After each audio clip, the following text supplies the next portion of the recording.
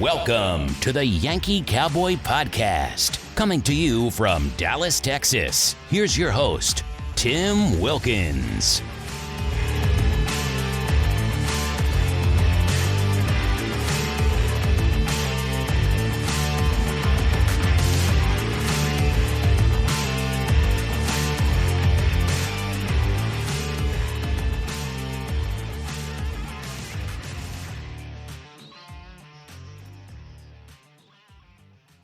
Ladies and gentlemen, welcome to another episode of the Yankee Cowboy Podcast. I'm joined by the co-host of co-host, Christopher, joining me once again. And today's topic is new. It is abused. It is the Speaker of the House, Kevin McCarthy, and just recently updated. How many documents could a woodchuck chuck if Joe Biden could chuck wood and then steal documents again as vice president and not get caught for it? That's right. We're going to be talking about the Joe Biden saga that just updated about an hour and a half ago as well.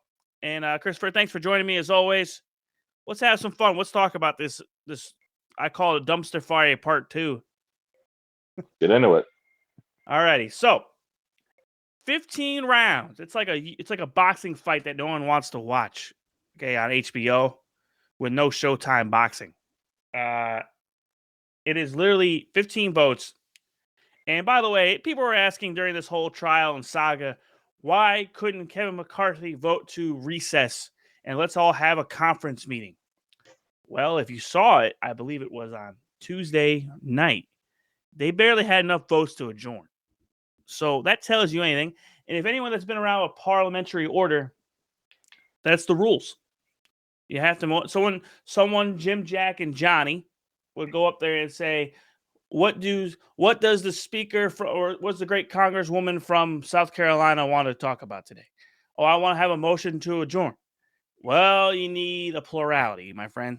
And of course they do what they call a quorum call, which if anyone doesn't know the rules of the House of Representatives, a quorum call is basically a roll call vote to see how many members are in the speaker's chamber or in the House chamber at any given time. So they know what a plurality is. That's the rule. Now, goes through the vote, doesn't have it. And Chris, I think we saw a multitude of candidates, including the former president of the United States, Donald Trump, get nominated, which was pretty funny, actually. I thought the liberals were going to lose their shit. But we saw the first one, which I thought they were going to wait till like the very middle of this whole saga,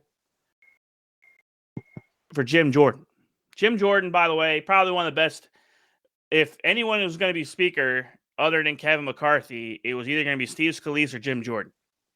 Bar none. I want to hear your view on that one, Chris, on who you thought was the best alternative candidate we had this entire week.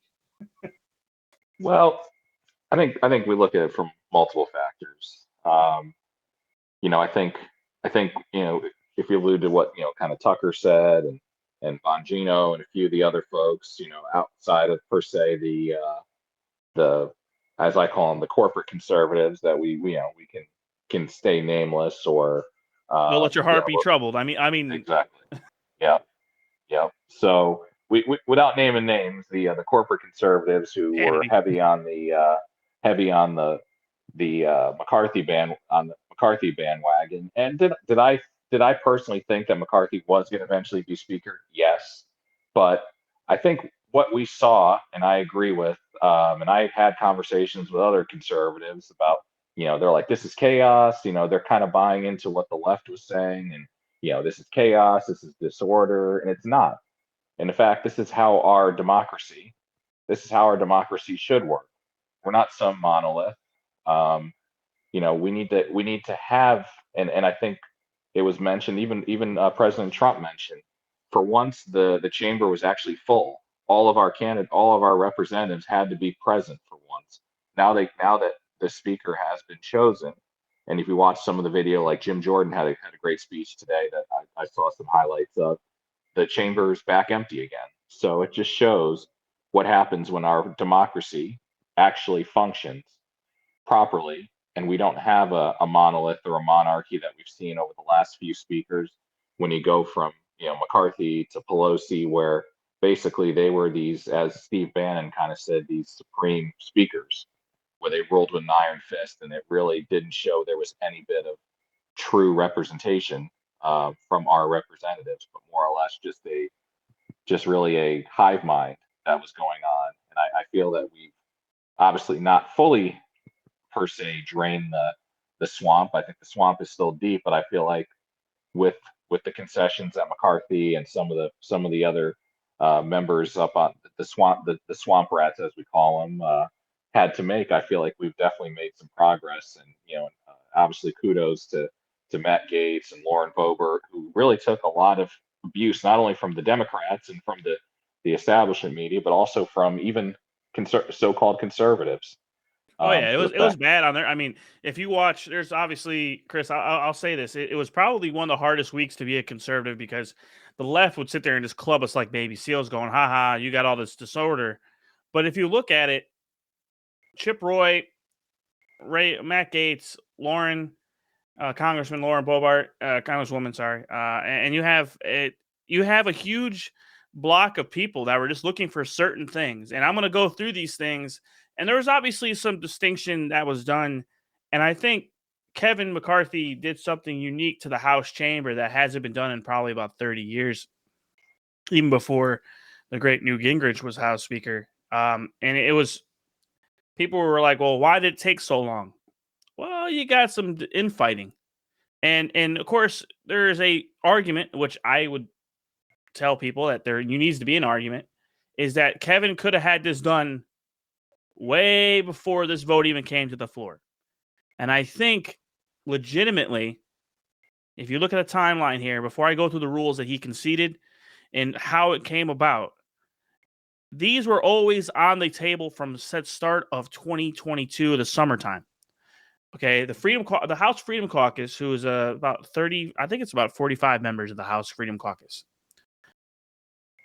They came to them and said, hey, listen, this is what we would like if you become speaker. And this was in the summer, like around July 4th. Kevin McCarthy kind of blew him off. It was like, we're going to have a huge majority.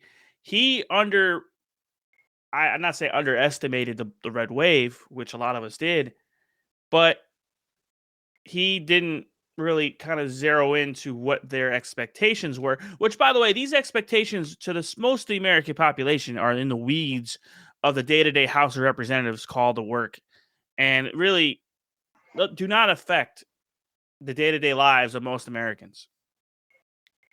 And I want that to be abundantly clear. I think the only time that you're going to see this is when it comes to the debt ceiling, the government, the budget, and things along those lines, which honestly, these guys are getting paid way too much money to not work. So let's just go through these rules here, Chris. Not to mention they don't even read the bills, but we'll talk. Well, that's one of the parts that Kevin McCarthy agreed to, which I think is worthy of getting the House back in order. Now, before Kevin McCarthy became House Speaker, the House of Representatives was allowed to vote by proxy due to COVID restrictions, and everyone had to go through a metal detector, couldn't carry firearms, could not do abundance of certain rules by the last speaker, but we retired her ass back to becoming a normal member. So let's go through the rules, shall we? Absolutely. All right. 15 rounds of voting, okay? Which, honestly, they made it sound like they're killing each other to fucking make these votes happen, but they really weren't. They take an hour to happen, so it's literally 15 hours of voting. By the time they call the roll, go through the roll, everything else is about 15 hours. Okay, so let's go through this.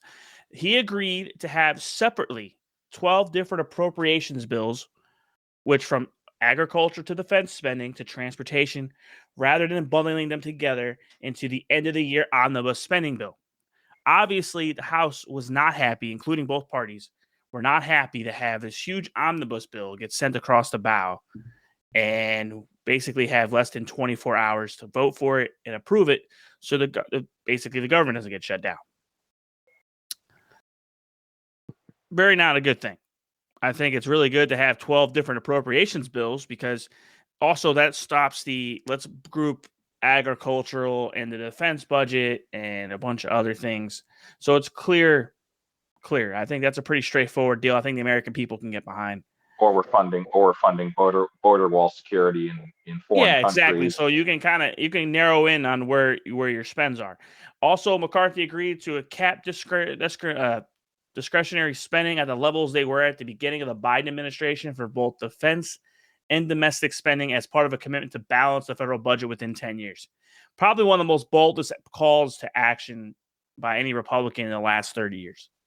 To balance the budget within 10 years is probably one, if not the biggest, boldest, especially the way two separate administrations have acted between the Trump and the Biden administration and how much they actually spent over the last 10 years. Gonna be close, gonna be hard to do, but got to give them credit where credit's due there. Okay. Big another one here. In a letter from the many members of the Freedom Caucus, McCarthy also agreed to create a subcommittee on the weaponization of the federal government, which will be chaired by probably one of the greatest House members in history, Jim Jordan. Much to the chagrin of little Adam Schiff. Which we'll go. I'll go into that as well because little Schiff show there is going to have a good time. Little Schiff show is going to be on the sidelines doing absolutely nothing for 2 years, which he should have been voted out for his lying to the American people. All right, so which will be tasked for probing. Which, by the way, this subcommittee, which people will be like, oh, that's all it's going to do is just investigate and subpoena power and all this other stuff. It is the weaponization of the federal government, which is tasking the probing the federal government information collection on private individuals, as well as ongoing investigations, potentially into the Department of Justice's probe into said classified documents for the former sitting president of the United States, Donald Trump, and how that went down. Let's just clarify. That's going to go into the end of this podcast when I talk about Joe Biden's little stupidity fest. And I mean this nicely. Because rules for thee, but not for me.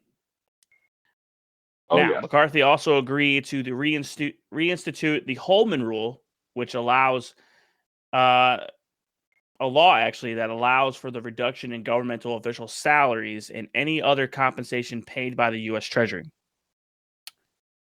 Pretty legit thing. Also, he had to agree to a vote on term limits on the floor of the House of Representatives, which is a pretty unpopular thing. He has some certain votes that he has to take on, and he has to take on congressional term limits, a border security plan, as well as, and I'll go through the last of this in here in a second. It is one of the biggest concessions he actually had to make as speaker, which almost isn't that much of a big deal, but the corporate conservative media is making a really big deal out of, is the amount of people needed to have the motion to vacate the chair. He agreed to 5 original agreements, but then he had to concede down to 1, which basically is the old Pelosi rule, which Pelosi was the only, before Pelosi changed it to whatever amount of people, it was 1. During Newt Gingrich's time as speaker, and as many speakers they've had since, Jim Boehner, all those guys, it had 1. There was a rule of 1. All it took was 1. Hence why a lot of people, how that worked out. Also, another rule that he really had to do as the House Speaker, which is really a personal thing, McCarthy had to agree to keep congressional leadership PACs out of the House primary elections, and for what our seats are considered safe, and to appoint far-right House Freedom Caucus members on the House Rules Committee, which he had to agree very last minute before Matt Gaetz and Boebert agreed, he had to agree he had to up the amount of House Freedom Caucus members to certain committees to 3 members from 1. So that's kind of where we're at. And the last but not least, probably the most important part in my view, which honestly should have never even come to a negotiation, was the amount of hours needed to review bills before the votes come to the floor. When it comes to a vote to raise the debt ceiling and many key votes, it needs a 72-hour hold, which, Chris, I don't know about you, man, but that should never even come to that negotiation. No. So that's just called business as usual. And so when you look at it, honestly, I think legitimately Kevin's going to have his work cut out for him. But at the same time, what we're seeing right now is a lot of investigation, and a lot of the bills that are getting passed are getting vetoed, obviously by the presidential power of the pen there. The first one was the 87,000 IRS agents. That already got vetoed already. which they passed that law and went to the Senate. Senate killed it. So it's going to be a lot of that going on in this House of Representative session. But I want to get your thoughts on any of the rules that you think are kind of more needed than what we have. But I'll let you get into kind of what your thoughts are on these rules. Yeah, I mean, obviously, so self-explanatory, and we can go to our next topic shortly after. But just kind of wrapping it up. I mean, similar to what I said when we started, is the fact that I think in so many ways, I mean, again, the corporate conservative media lost their minds. The liberal media had a field day, but us as true conservatives who understand the process and things that need to happen for us to not only move the country forward and also get the country back where it needs to go. This was a big step forward. Now, obviously, there is quite a bit of now we need to see the plan in action. That's there. It's easy for McCarthy and all these folks to get up there and say their words, but now it comes down to action. And it's obviously important for us as conservatives if we have even if obviously if you live in a blue district and you have a Democrat representative, it's probably more difficult to understand or for them to even want to hear your voice. But if you have a Republican member of Congress, I would definitely say you need to hold these folks accountable to these conversations. All right. So this leads into the next topic, which I think everybody is kind of wanting to talk about. And it's kind of important in my view because it actually is going to lead into what I'm going to end this podcast with. And it's going to be something that paves the road for impeachment. This saga, and I'm going to take the hot take on this, Chris, and I really don't care if people like it or not. Let's not even say impeachment. It should be a raid. Well, no, let me walk the dog here, bud. Let me walk the dog. Okay.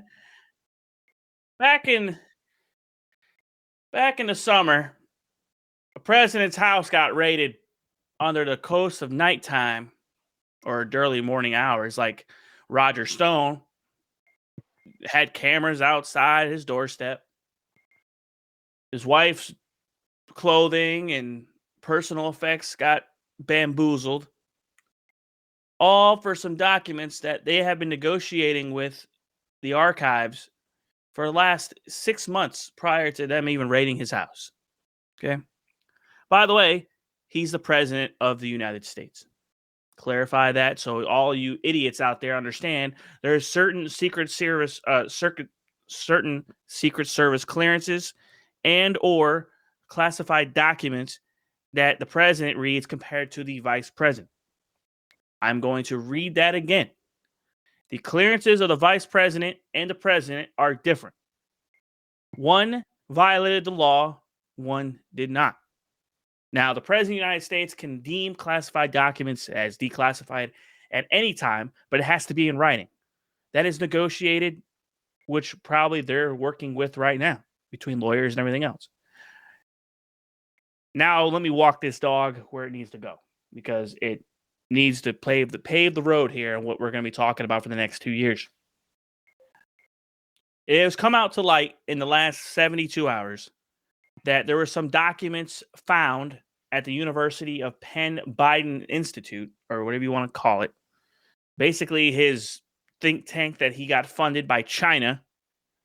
Let's just clarify that as well, because ever since they opened this up at the University of Penn, China secret donors have actually donated. Let me stop you here for a second. The words Biden and think tank do not go together.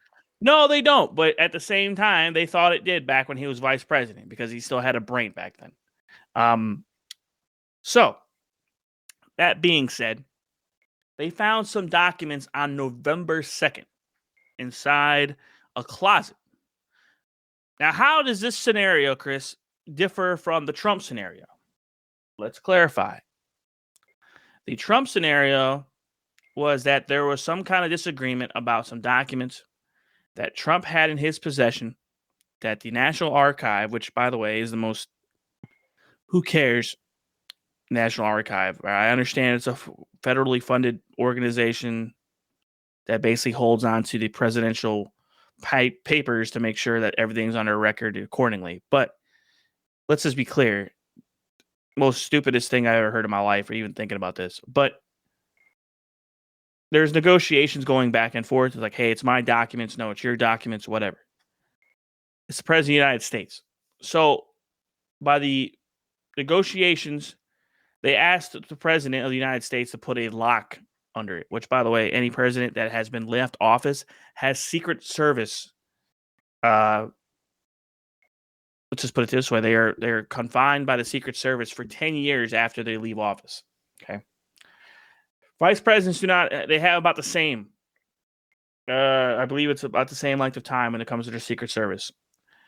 So that being said, they open up this think tank for the University of Penn after Vice President Joe Biden at the time leaves office, opens up his office, and these documents that have been found were dealing with Iran, Ukraine, and a multitude of other, basically his diplomatic relations with foreign countries, because that was his acumen back then. The reason why, if you look at the entirety of politics back when Barack Obama was president and Joe Biden was keyed in on diplomatic relations because he's been there for 40 plus years. He was a swamp rat. Truth be known, and an idiot too, and a confirmed idiot. Confirmed. His reputation bestowed him of being an idiot. That being said, on November 2nd, which were before the midterm elections, mind you, his lawyers, which I want to know who these lawyers are, they're getting paid $1,200 an hour to help move some documents or move some papers around an office, because that's very expensive movers, and I don't want to hire them. But $1,200 an hour, they find these documents, they turn them in, and we're now just hearing about it in January. Something doesn't smell right, okay? And it smells like a cover-up. And I'm going to say this now. They just broke this about 5 hours ago, Chris. Okay? This got broke 5 hours ago. I'm not trying to blow smoke here.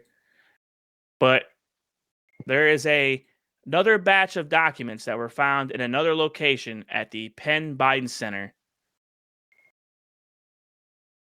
and that he used for years as vice president during his Obama administration years. I think we got a big fat case of hypocrisy there, Tim. I believe the title of this podcast will be Rules for Thee, but Not for Me. And what I'm getting at here is where you go down the list of political amphitheater, and I mean that in a nice way. I'll call it what I really mean, bullshit. When you get down this road, the hypocrisy is blatantly at the loud echo chamber that it is. Let's go through the list, shall we? You can go through it, and it's going to be great. As Sean Hannity would say, Blitzbit, all that fun stuff with 18,000 emails by Hillary Clinton. Actually, 23,000 emails. I lowered that number down. My bad. Let's see. I thought it was 33,000. 33,000. See, I keep lowering that number. I can't be that nice. I gotta be 33,000 emails, bleach bit hammers. We've heard it a gazillion times. Yep, and it was great last night hearing that on Hannity. But you had so many different things. So many different things. Adam Schiff lying about the Trump dossier on numerous occasions, and even got bamboozled by a person trolling him. Yeah, I'm not sure if you heard about that part with Adam Schiff. He basically got caught falling for a troll, and it was the Russian trolls. Yep, it was great. It was phenomenal. Or as Dan Bongino calls them, the PP hooks. Yep, PP lovers. All right, so we go through this list, and I will tell you this. Now I will say it in the nice, candid way. All it's going to take, it doesn't take much anymore to impeach a president, which unfortunately the Democrats have gone down this ugly road of impeachment, not once, but twice. And they didn't expect it to happen to them, but it will. And this will be the reason why. Dereliction of duty. For not protecting the southern border will be another cause. They're going to tie it all together, Chris. And by the time 2024, 23 comes around, the end of this year, there will be articles of impeachment voted on. I have a very strong sense that that's where they're going. They're going to pay back. Payback is 10 times harder on the Republican Party when they want it to be.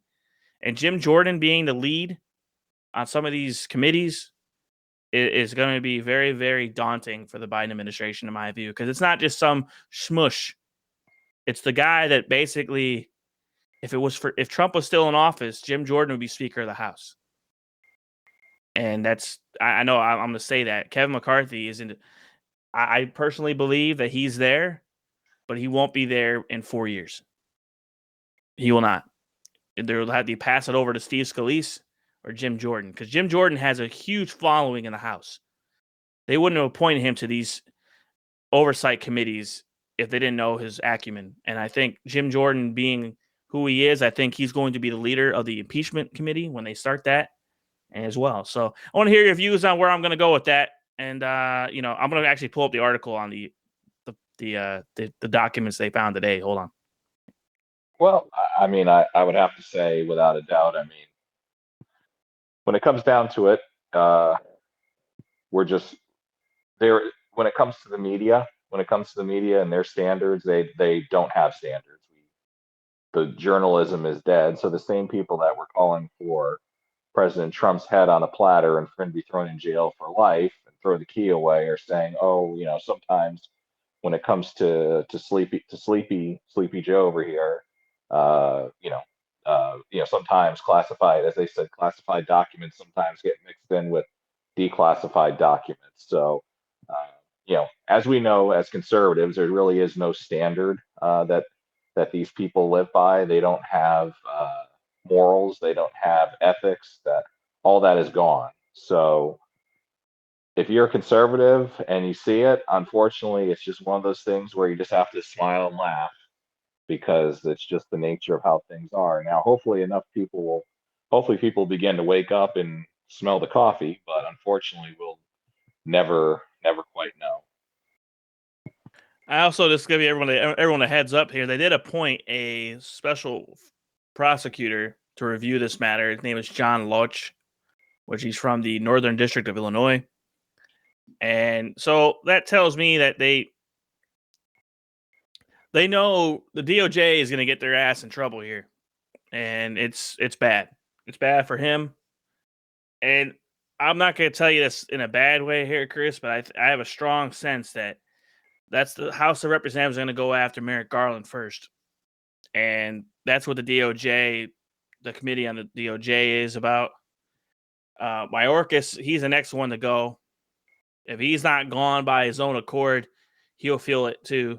But it's only right that these guys are getting held accountable for what they're doing to the American people. And I'm going to say this in closing, that rules for thee, but not for me is not just a mantra. It is something that the Democrats live by. We saw it during COVID. We see it during the politics of the Trump administration by the House of Representatives. We've seen it hand in hand and time again, and it gets old. What we want as American conservatives is we want fairness across the board. The Constitution isn't something to be this thrown, it isn't to be something to be thrown up in the air and plateaued about. It's something to be lived by. And a lot of us are tired of it being just trampled on because of people's inability to actually treat people fairly. And I'll say that in closing is hopefully with these committees and with leadership by McCarthy, that we can actually get somewhere that matters in this country, back to where it needs to be. Chris, I'll let you have the final word, man. Go ahead. Well, I mean, I think we hopefully are going in the right direction. Only time will tell, and hopefully our leaders are honestly serious, especially in the House, are serious about getting this country back on track. And all you can do is hold your leaders accountable when you feel like they're starting to slip. It's time to politely call the switchboard and call their office, call their local office, or send emails, because ultimately they, as we always say, they work for us. Of course, they always do, and they enjoy those tax dollars that we pay for their salaries. That being said, everybody, thank you for joining us. I appreciate it. Next week, we're going to be talking about some cool stuff. I hope everyone enjoys the topics of politics. We're going to be flip-flopping between them. In the next month or so, we're going to be going through the House of Representatives bills and actually what they actually mean, because a lot of people are like, that's a 18,000-page document. Who wants to read it? Well, so hope everyone has a good weekend. Thank you for listening to the Yankee Cowboy Podcast. Feel free to follow us on social media via Twitter, Instagram, or Facebook.